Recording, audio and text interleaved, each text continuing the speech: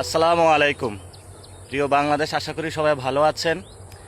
আমরা চারজন ঢাকা থেকে গিয়েছিলাম এই যে সীমান্ত বরাবর যশোরের বেনাপোলে। সেখানে হলো ভারত থেকে তারা তাদের যারা ভোটার তালিকা থেকে বাদ দিয়েছে তাদেরকে বাংলাদেশে পুশিন করার চেষ্টা চালাচ্ছিল। তো একটা পরিবারকে তারা হলো 3 দিন ধান ক্ষেতের মধ্যে বসিয়ে রাখে, বাংলাদেশেও অ্যাকসেপ্ট করতেছিল না। ভারত তাদেরকে হলো কাঁটাতার ঠেলে বাংলাদেশে পাঠিয়ে রাখে। তো বাংলাদেশের সীমান্ত ব্যবস্থা দুর্বল, সীমান্ত হত্যা এবং এই যে পুশিন করে প্রায় 30 লক্ষ লোককে এবং তাদের ফ্যামিলি সহ বাংলাদেশে তারা পাঠানোর চেষ্টা করছে, যেটা হলো আমাদের পুরো সার্বভৌমত্বের জন্য হুমকি। এমনি আমাদের এখানে রোহিঙ্গা আমরা ক্রাইসিস থেকে এখনো উত্তরণ করতে পারি নাই। এমত অবস্থায় এই ধরনের বড় একটি বিপর্যয়ের মধ্য দিয়ে বাংলাদেশ যাচ্ছে। এজন্য হলো আমরা ছুটে গেলাম সেই যশোরের বেনাপোল সীমান্তে। সেখানে আমাদের জুয়েলও ছিল, খালেদ সাইফুল্লাহ জুয়েলও ছিল, আরও অনেকে ছাত্রশক্তি, যুবশক্তি, এলাকাবাসী প্রায় 1000-2 নেতাকর্মী ছিল। আমরা সেখানে যেই জায়গাতে তাদেরকে পুশিন করেছিল সেখানে গিয়েছিলাম।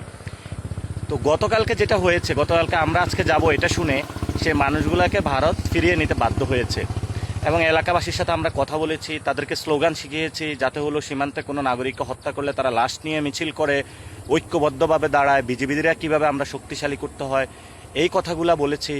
এবং সাথে সাথে বাংলাদেশের সার্বভৌমত্ব এবং মর্যাদাকর বাংলাদেশ কীভাবে আমরা গড়তে পারি সে বিষয়ে আমরা সীমান্তবাসীর সাথে কথা হয়েছে। তো আমি আজকে আপনাদের মোবাইলে একটা ভিডিও নিলাম এবং এটা একদম সেলফি ভিডিওতে করছি, কারণ আমার ঝিনাইদহতে যে ক্যামেরাটা ছিল সবগুলা আমাদের ক্যামেরা প্রোডাকশন টিমে যা ছিল সব কিছু হলো এই ছাত্রদল হলো চুরি করে ডাকাতি করে নিয়ে গিয়েছিল। যাক, আল্লাহ ভরসা, এখন মোবাইল আছে, মোবাইল দিয়ে ভিডিওটা করলাম। তো আশা করি যে আমরা সেখানে যখন আমাদের প্রোগ্রাম শেষ করেছি, প্রোগ্রাম শেষ করে রওনা দিলাম, একটু পরে আসার পরে আমাদের গাড়িতে হলো ইট পাটকেল নিক্ষেপ করা শুরু হয়, আমাদের পুরো পিছনে সব গ্লাস ভেঙে যায়।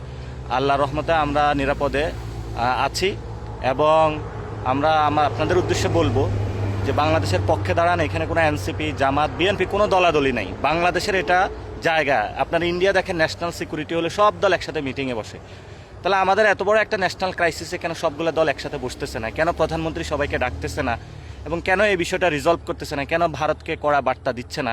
এই বিষয়গুলো আমাদের তরুণদের মনে প্রশ্ন থেকে যায়। তা আমরা তরুণরা বাংলাদেশে ঐক্যবদ্ধ, বাংলাদেশের 18 কোটি মানুষ যারা ডায়াসপোরাতে, আমাদের যতদিন শরীরে রক্ত থাকবে ততদিন আমরা ইনশাল্লাহ সীমান্ত রক্ষা করে যাব।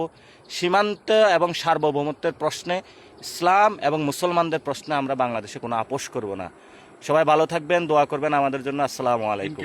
ইনকিলাব জিন্দাবাদ।